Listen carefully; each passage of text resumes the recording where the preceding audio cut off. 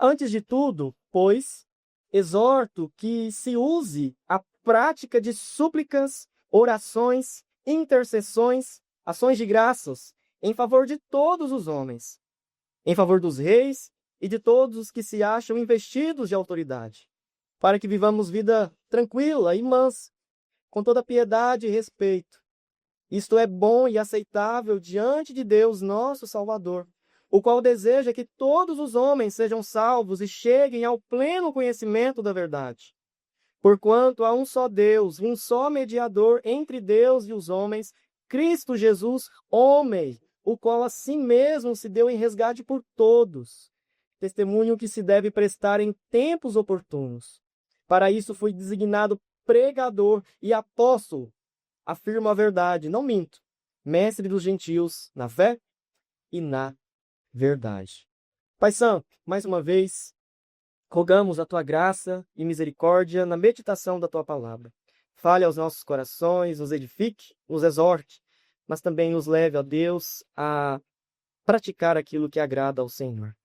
Que o Senhor nos conduza e abençoe a nossa igreja, em nome de Jesus. Amém. Quando pensamos, então, no cuidado com a igreja do Senhor, o segundo cuidado que nós precisamos ter é para com a prática da oração no culto público. E, em primeiro lugar, como entender, então, essa prática de oração? Primeiro, a oração, ela deve ser feita, ou devemos orar, indistintamente.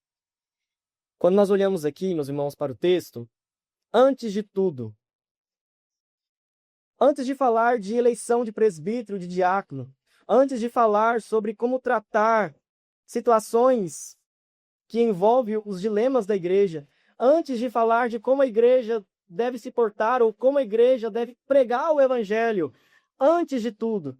Aqui o antes de tudo não é antes de começar qualquer coisa na igreja, faça a oração, mas aqui é de prioridade, de importância. Antes de tudo, Timóteo, eu quero falar sobre oração.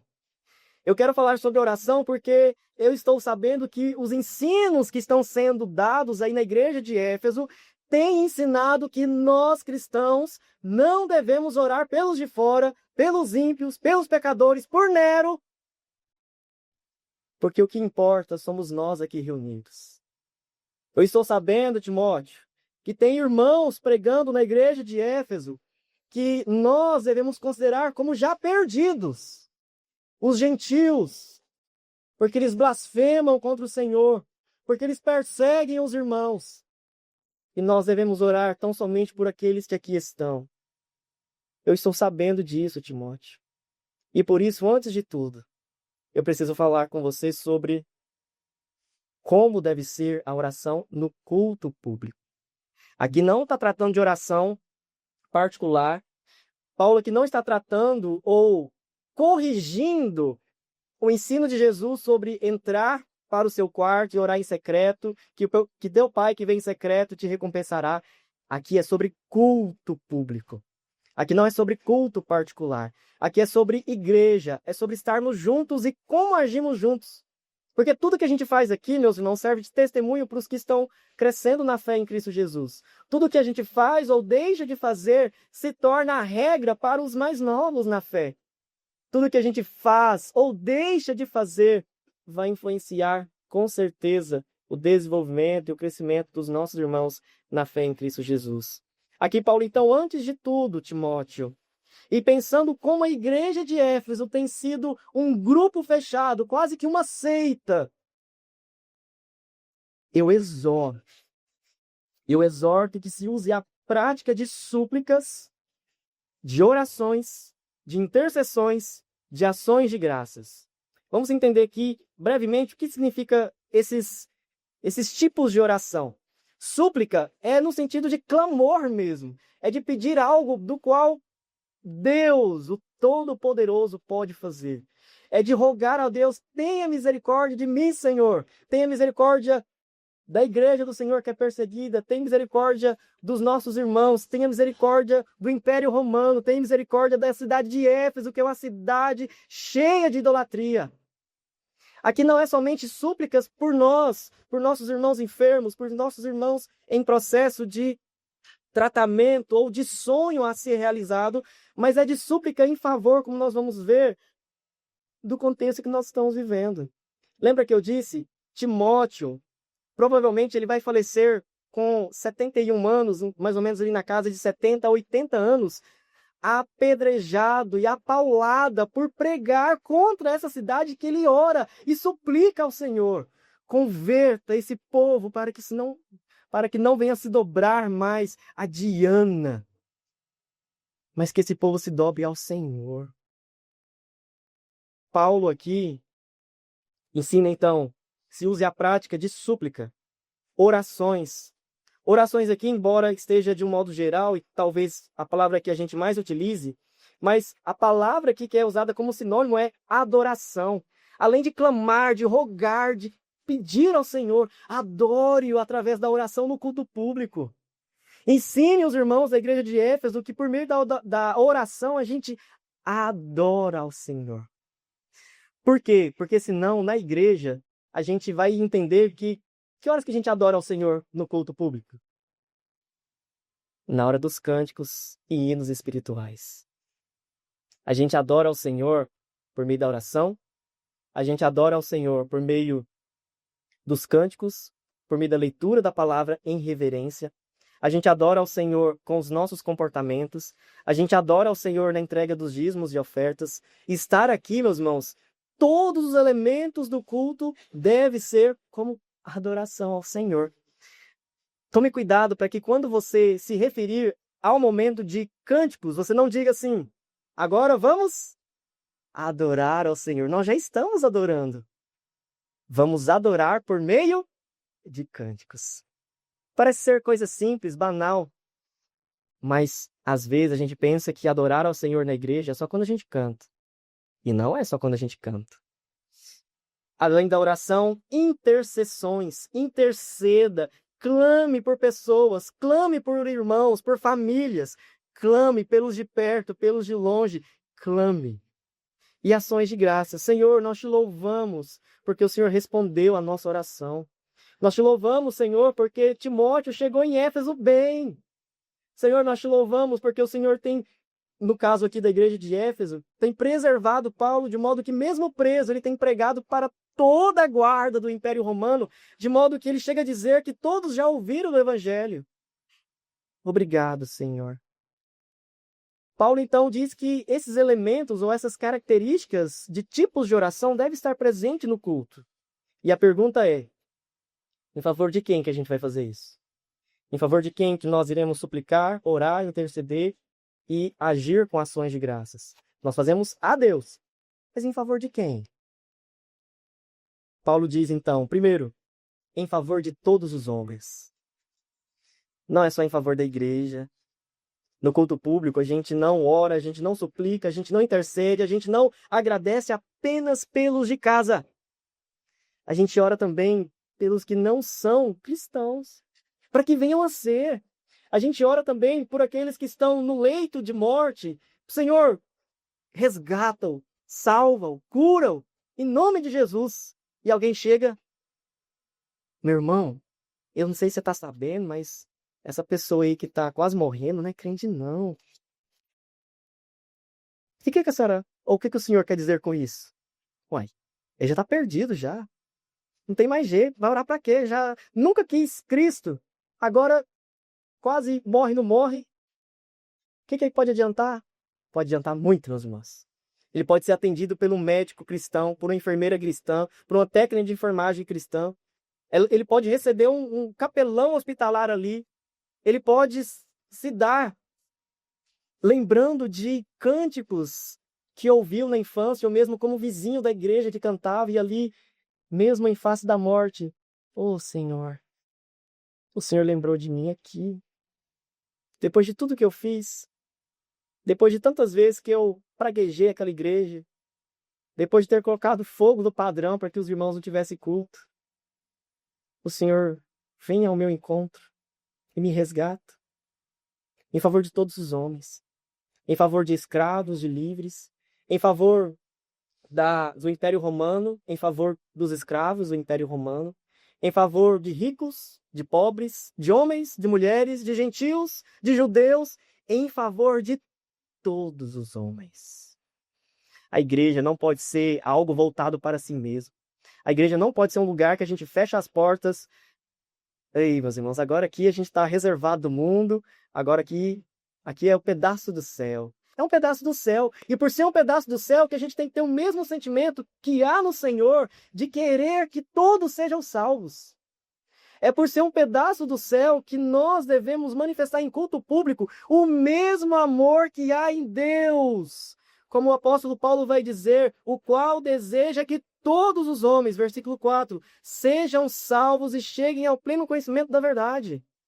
É justamente aqui no culto público que a gente demonstra onde está o nosso coração. Ah lá, orou pelo fulano que nem vem na igreja e esqueceu de orar o meu pedido. Muitas vezes a gente sente isso. Reunião de oração, faz aquela lista de pedidos, e aí às vezes é difícil, meus irmãos, para a gente lembrar tudo. E aí eu tenho percebido, às vezes, quando a lista é muito grande, a gente ouve os irmãos falando baixinho.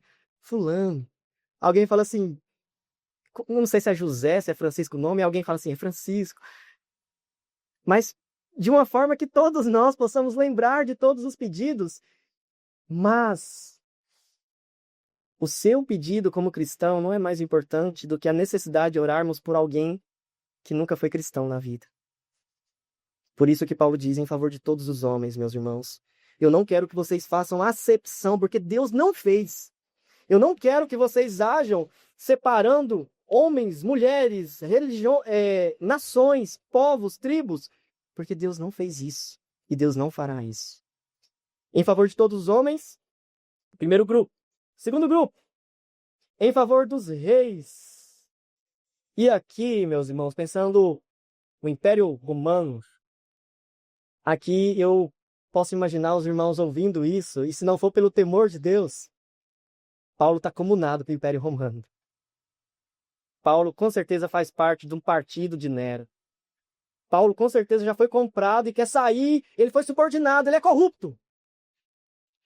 Porque ele está falando para a gente orar em favor de todos os reis.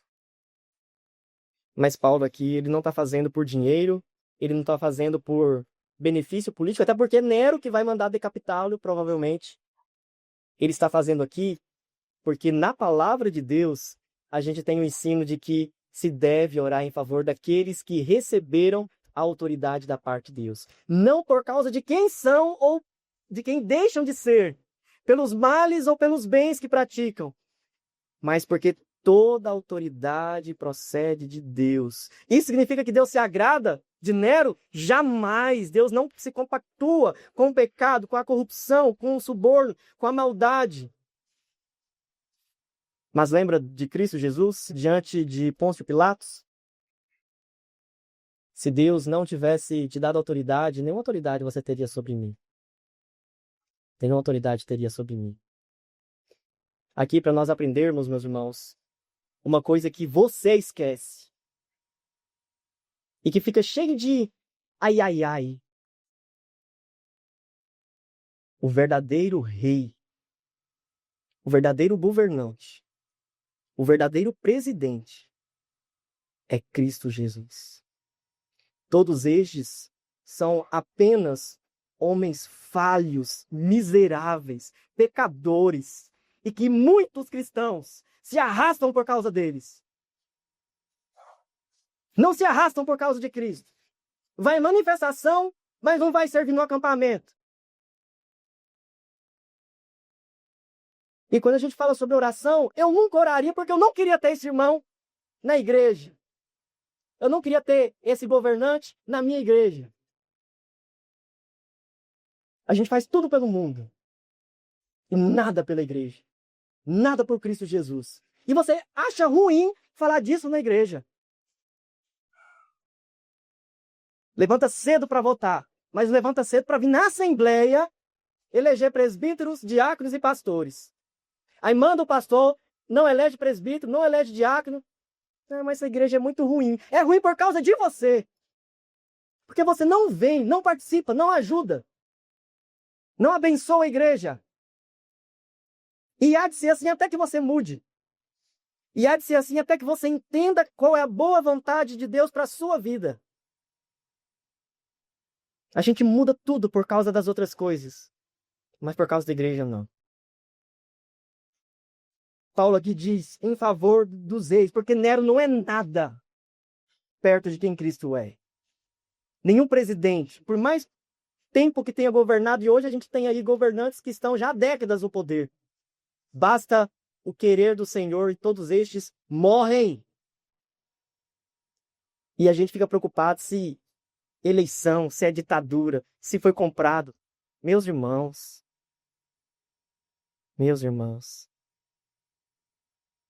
quem é o seu Deus? Que está acorrentado diante de uma urna eletrônica, que está preso em seu poder, que não pode dirigir uma nação. Ele tem poder, pastor, para conduzir o universo todo. Mas uma nação não. Uma nação a gente precisa pegar em bandeiras. Esse Deus seu é um miserável pecador. É uma falcatrua.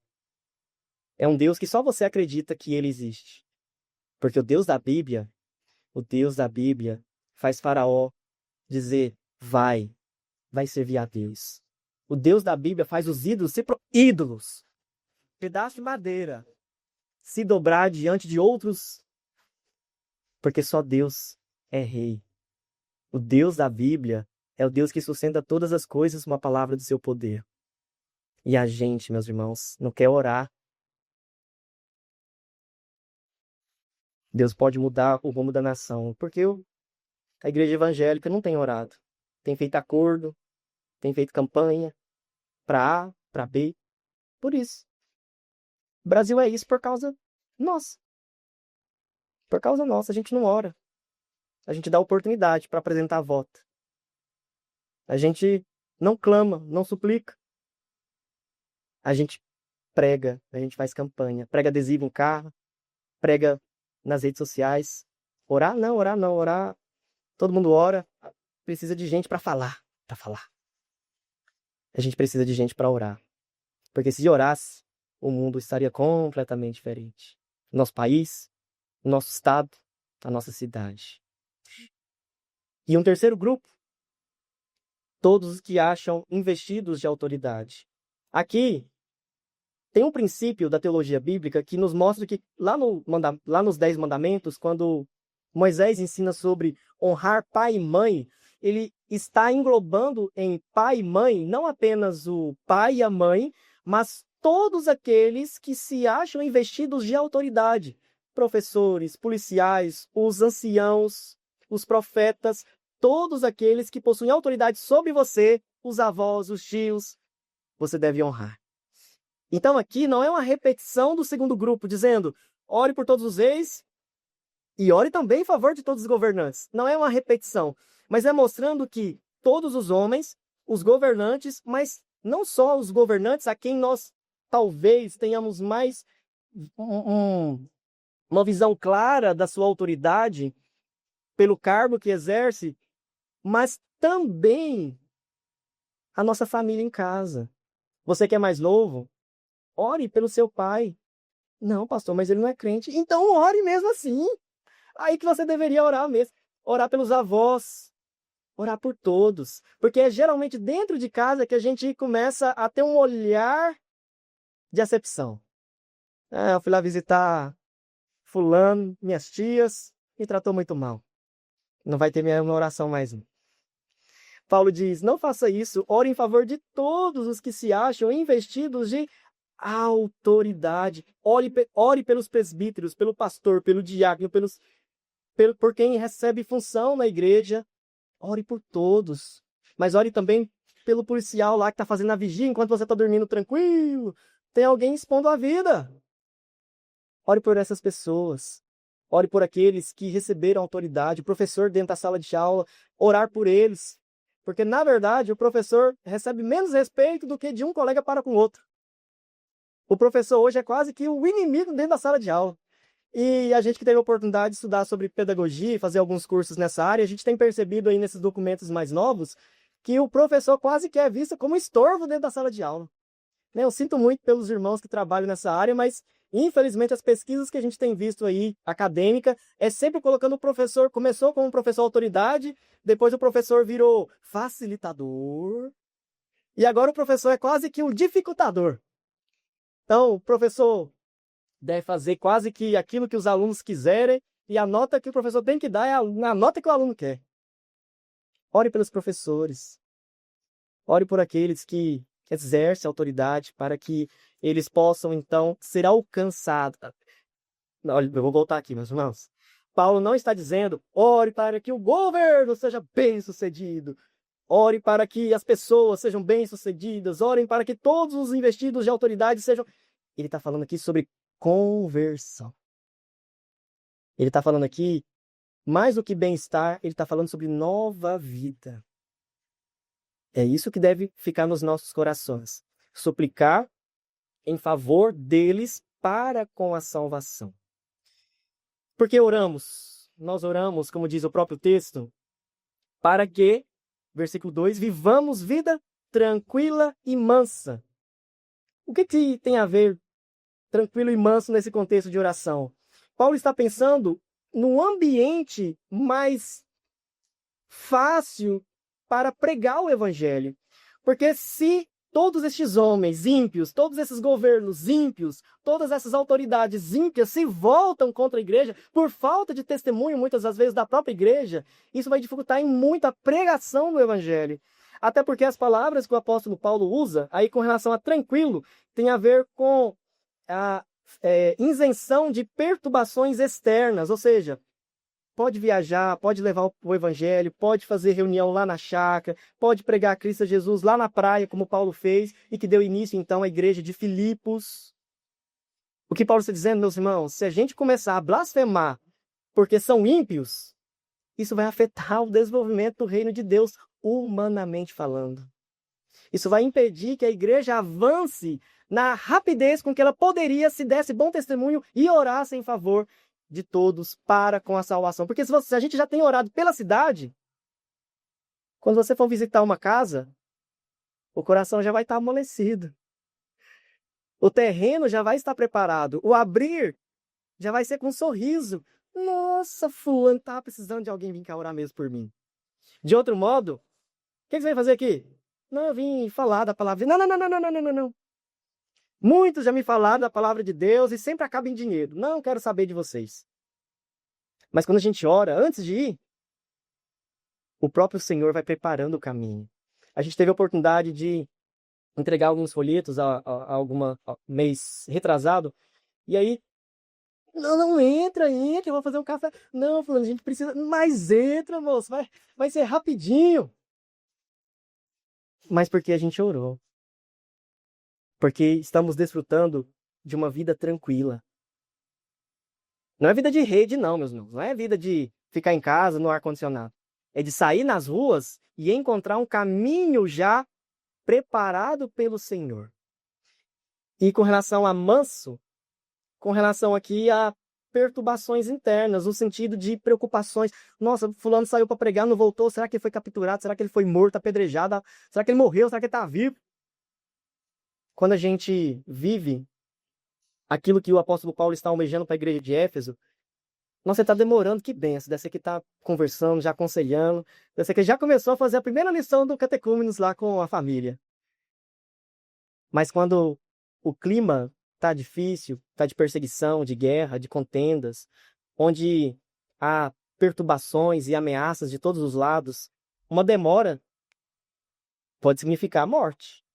Pode significar a martírio de quem foi. Em segundo lugar, devemos orar alegremente. E por que alegremente? Diante, então, de um possível sentimento da igreja em orar por Nero? Quem fez de cristãos tocha. Deixa eu repetir. Ele não pegou um cristão, colocou uma tocha na mão dele e falou para alumiar as ruas, não. Ele pegou o cristão, derramou as substâncias inflamáveis sobre a cabeça dele e pôs fogo para iluminar Roma. E a gente tem que orar por ele? E aí?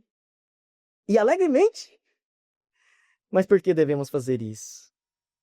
Versículo 3 e 4.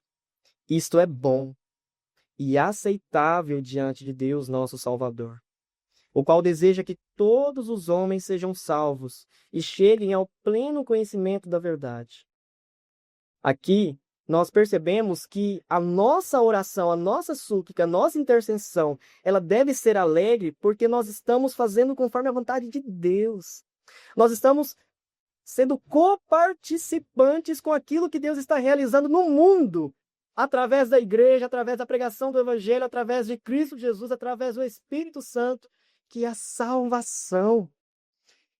Muitas vezes a gente se alegra por testemunhos que dizem assim, olha, minha vida era terrível, mas teve um dia que eu encontrei a Cristo, criei em Cristo, e estou aqui para testemunhar que o Senhor me amou e salvou, e a gente, louvado seja o nome do Senhor.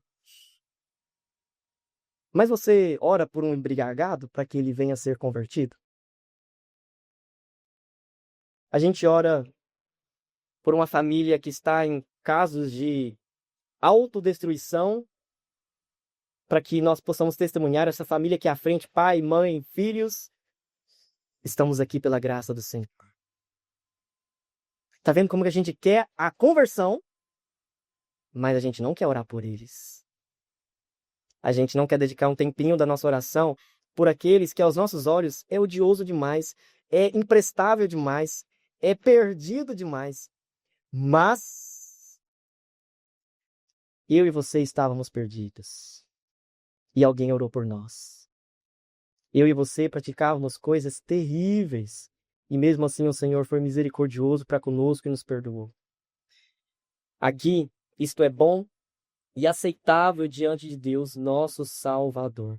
Não é só bom, mas Ele se agrada. Ele aceita como ação de culto e de adoração a Ele, nosso Deus, que nós intercedamos, clamemos por todos, porque esta é a vontade do Senhor.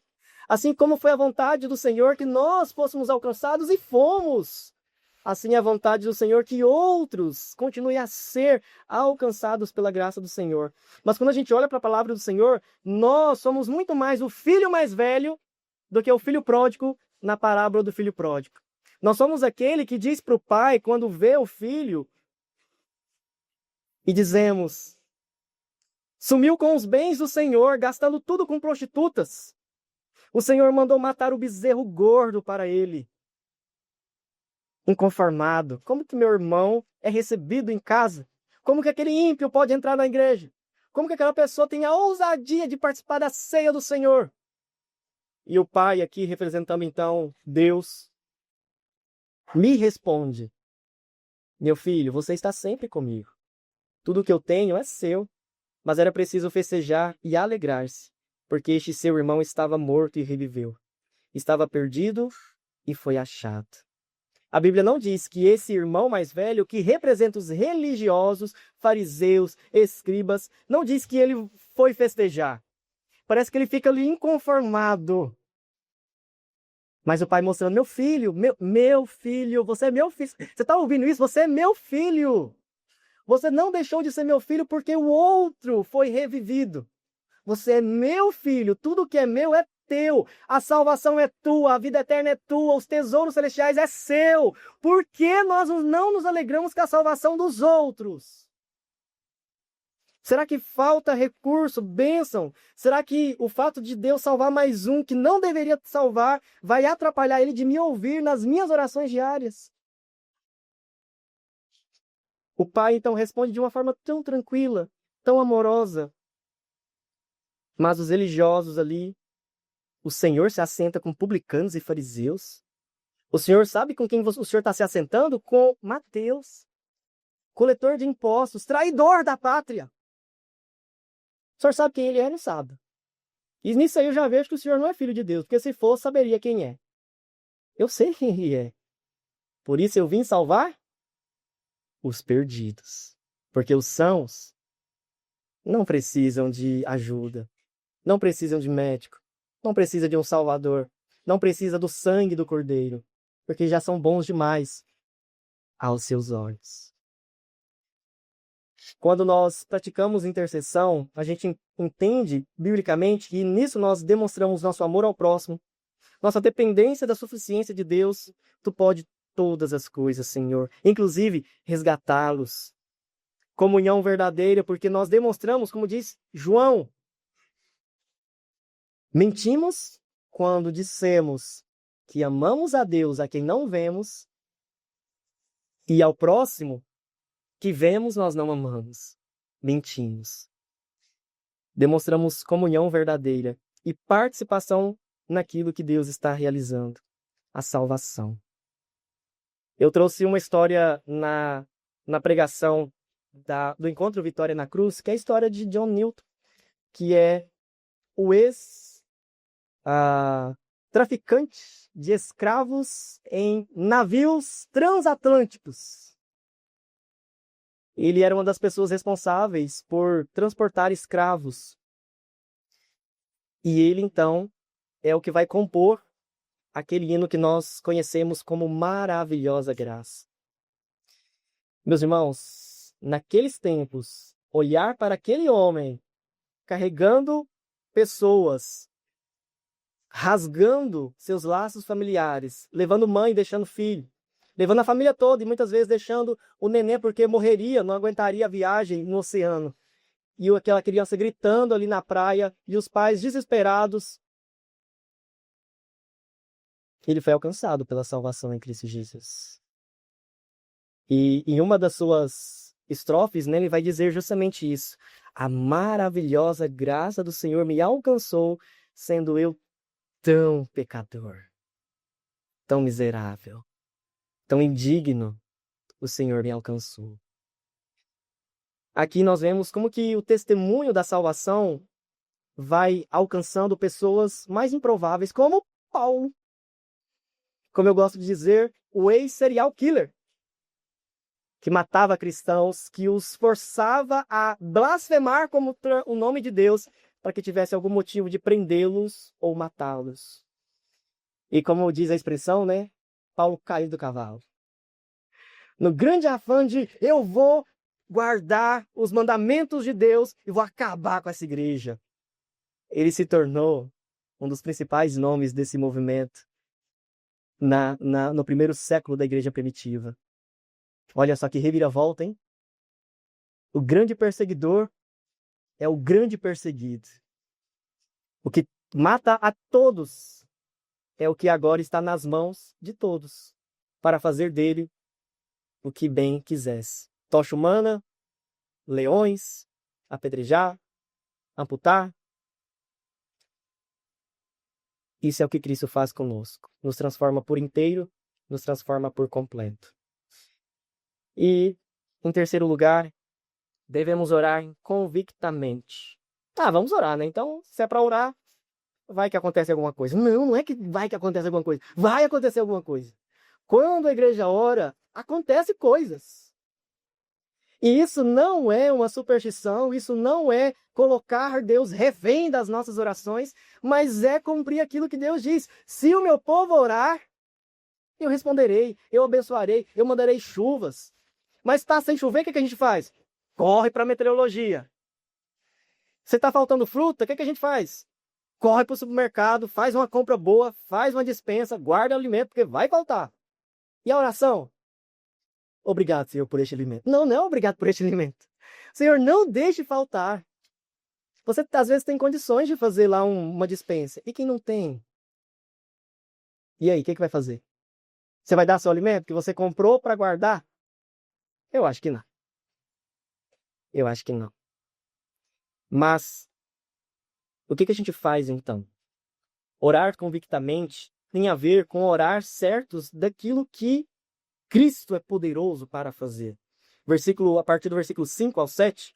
Porquanto há um só Deus, um só mediador entre Deus e os homens, Cristo Jesus, homem. Mas pastor, ele é de tal religião, não importa. Mas pastor, ele bate tambor, não importa. Mas pastor, ele tem várias religiões, ele já me falou que ele crê todo dia num Deus diferente. Não importa, há um só Deus, um só mediador. As pessoas estão vivendo acreditando em mentira. As pessoas estão se doando por filosofias, por religiões falsas. E nós que temos a palavra de Deus como verdadeira, verdadeira que é, nós estamos deixando essas pessoas caminharem a passos largos. A gente viu aí outro dia uma declaração aí de um artista aqui do Brasil, renomado, dizendo assim, eu aprendi que toda religião tem algo de bom a ensinar. Então eu quero dizer para os meus fãs que eu tenho pegado um pouquinho do que há de melhor em cada religião e feito a minha religião. Meus irmãos, isso vai levar as pessoas para o inferno. Isso vai levar as pessoas a viverem mentiras, a viver motivadas por mentiras, enquanto o texto diz, há um só Deus. Timóteo, ensina para essa igreja aí que não tem Diana, não. Essa Diana dos Efésios, e aí, só uma curiosidade, Efésios, nos dias da carta de Paulo a Timóteo, era considerada uma das 8ª maravilhas do mundo, assim como o Cristo Redentor aqui no Brasil. Então, Efésios, ou Éfeso, era uma cidade portuária, como o Rio de Janeiro. Era uma cidade que tinha uma estátua gigante, como o Rio de Janeiro. E era uma cidade que recebia pessoas de várias culturas, de vários entendimentos, classes sociais, pessoas importantes, pessoas menos importantes. Todo mundo passava por ali para adorar a deusa dos Efésios, Diana. E Paulo vai dizer, gente do céu, quem que é Diana perto de Cristo Jesus? Por que vocês não vão na feira comprar carne? Não, Paulo é consagrado a ídolos. Lembra lá que ele escreve a Coríntios? E ele vai dizer, gente, quem que criou a vaquinha? Foi Deus, né? Foi, gente, foi Deus. E essa carne é o quê? Ué, se Deus fez, vem de Deus. Então ore. E ele vai dizer, porque pela oração, tudo é santificado. Para mostrar nesse contexto que até os alimentos eles estavam julgando como pertencente aos deuses, quando na verdade Deus é o criador de todas as coisas. Para nos mostrar que a nossa mente vai limitando Deus do tamanho nosso. A gente conhece Deus grandioso, que habita no mais alto sublime trono. Mas conforme a gente vai vivendo, e vem aqui uma religião tal, um Deus tal, aquilo outro, Deus fica do nosso tamanho. E se você não vigiar, ele fica ainda menor do que você. Paulo está mostrando, irmãos, é no culto público que vocês demonstram a quem vocês servem. Nós somos, não Davi, nós somos o povo que está lá. Não, contra esse gigante aí ninguém pode fazer nada, nós estamos perdidos. E aí chega Davi e diz, quem é este incircunciso filisteu que levanta sua boca contra o Deus dos exércitos? E o povo lá, não, Davi, menos Davi, misericórdia, que você quer acabar com a gente. Não, gente, você não tá vendo o que eles estão falando não de Deus? Peraí, e ele pega as pedras lá e derruba, porque ele diz, eu vou contra ti em nome do Senhor dos Exércitos. Você não é Davi, tá? E aquele desafio lá não é seus problemas. Lá é para mostrar que Deus, diante do nosso medo, providenciou um Salvador, que é Cristo Jesus. O novo e melhor Davi. Porque enquanto Davi derrotou Golias, que morreu e acabou, Cristo Jesus venceu a morte, venceu o diabo, derrotou o pecado. Não há mais inimigo. Pequeno, grande, grandão. Cristo agora é rei sobre todas as coisas. Perceba, meus irmãos, que a gente está falando de oração. Mas a oração mostra onde está a nossa fé. A oração diz muito sobre quem você acredita ser Deus. É na oração, no culto público, que a igreja mostra quem é o nosso Deus. Ah, não, nosso Deus é o Deus daqui. E do Estado? Não, o Estado é muito problemático. E do país? Nem se fala. Não, meus irmãos, Deus tem poder para transformar tudo isso. Deus tem poder para transformar o vizinho, mas para transformar o imperador que está há 50 anos no poder. Deus tem poder para transformar a minha vida e poder para transformar aqueles que se julgam os mais ímpios e ateus voluntariamente. Só Cristo tem poder para fazer isso. E por isso que o texto termina dizendo sobre a oração uma convicção de fé. Dizendo então, aí no versículo 5 em diante, porquanto há um só Deus, um só mediador entre Deus e os homens, Cristo Jesus, homem, o qual a si mesmo se deu em resgate por todos, testemunho que se deve prestar em tempos oportunos. Para isto fui designado pregador e apóstolo. Afirmo a verdade, não minto, mestre dos gentios na fé e na verdade. Quando o texto diz aqui que Cristo se deu em resgate por todos, biblicamente, quando a gente olha para toda a palavra de Deus, até porque Cristo diz, né, na ceia, ele vai dizer, meu sangue para a remissão de muitos. Ele não fala de todos. Mas quando o apóstolo Paulo usa aqui a palavra todos, é para dizer que o sangue de Cristo Jesus tem poder para salvar todos. Ainda que nem todos irão crer nele. A cruz, a morte de Cristo Jesus na cruz, tem poder para salvar todo ser humano que já existiu, existe e existirá. Mas a salvação, a eficácia da fé, do entendimento, da dependência, do temor ao Senhor, serão para aqueles que confessarem a Cristo Jesus como Senhor. E aí, quem pode ser salvo então? Todo mundo. A gente vai orar então por quem? Por todo mundo. A gente não sabe quem. A gente não sabe quem. A gente sabe que tem poder para todos. Grandes, pequenos, ricos, pobres, homens, mulheres, escravos ou não. Ele tem poder para todos. A gente não sabe, por isso a gente clama, a gente suplica, a gente intercede, a gente prega, a gente anuncia, a gente faz acampamento, a gente constrói uma igreja. A gente manda missionário. Porque o Senhor vai nos levar aos dele. Ele vai fazer isso. Porque ele é quem está reunindo o seu povo, reunindo a sua igreja. Quero lembrar-nos da promessa que Deus fez a Abraão. Em ti serão benditas todas as famílias da terra. Se é todas, nós temos visto então o cumprimento disso através de que a salvação tem alcançado as famílias da terra. Talvez uma de um país, mas alcançou aquele país. Talvez uma daquela tribo, daquela aldeia, mas alcançou aquela família. Para mostrar que Deus tem cumprido a sua palavra e nós temos sido agentes nessa transformação em nova vida. Como aplicação, em primeiro lugar, pecamos em culto público ao não compartilhar do amor e da vontade de Deus pela salvação de todos por meio da intercessão. Aqui, a igreja estava deixando de fazer isso por causa dos ensinos falsos.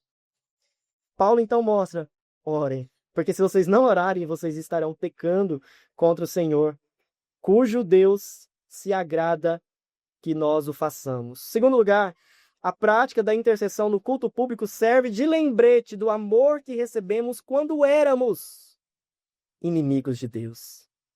Quando a gente ora pela conversão de alguém, não tem como você não se lembrar que você um dia não foi convertido. Não tem como. Não tem como a gente sair evangelizando e lembrar um dia alguém estava me evangelizando.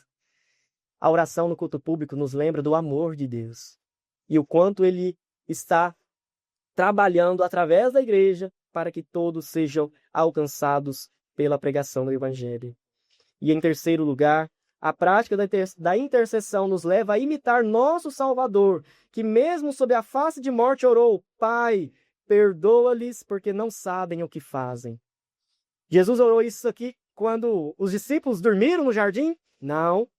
Quando os discípulos questionaram, mas temos só peixinhos aqui, pão, não vai dar não. Não foi nesse momento. Jesus faz essa oração quando ele está lá na cruz. As pessoas cuspindo nele, blasfemando dele. Desce da cruz, você não é o grandão, o bichão. E ele diz, Pai, eles não sabem o que fazem. Você já olhou para as pessoas? Você já olhou para as autoridades do cotidiano, você já olhou para os governantes com esse olhar de misericórdia? Pai, ô Senhor, é tão corrupto, é tão ímpio, mas tem misericórdia, Senhor. Ele não sabe o que faz. Não estou dizendo sobre ética, que essa pessoa não sabe o que é o certo e o que é o errado. Eu estou dizendo, espiritualmente falando, ele não sabe as consequências disso. Ele não sabe o que significa agir como um ímpio. Essas pessoas, esses governantes, essas autoridades não sabem o que é se pôr contra a igreja do Senhor. Ai deles. Pai, tenha misericórdia, eles não sabem o que fazem. É nesse sentido. É nesse sentido. Porque quanto a isso, Romanos nos ensina que todo ser humano tem conhecimento do bem e do mal, porque fomos criados à imagem e semelhança de Deus, de modo que a consciência nossa tem uma assinatura de Deus para que a gente saiba e se incomode pelo erro. Você pode até insistir no erro, mas você tem a consciência lá te martelando que está errado.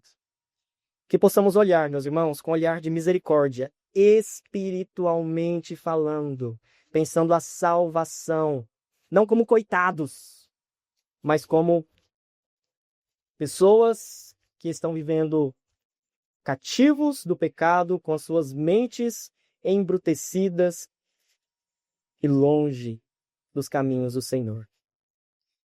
Quero deixar apenas mais uma frase aqui. Quando aprendemos a interceder por pessoas que consideramos ímpias, odiosas, indignas de nossa oração, Deus começa a transformar o nosso próprio coração. Porque ao orarmos por pecadores, somos obrigados a olhar para nós mesmos e lembrar, nós também somos pecadores. A intercessão nos ensina a amar aqueles que não amaríamos, porque nos faz contemplar o amor daquele que nos amou quando nós também éramos indignas.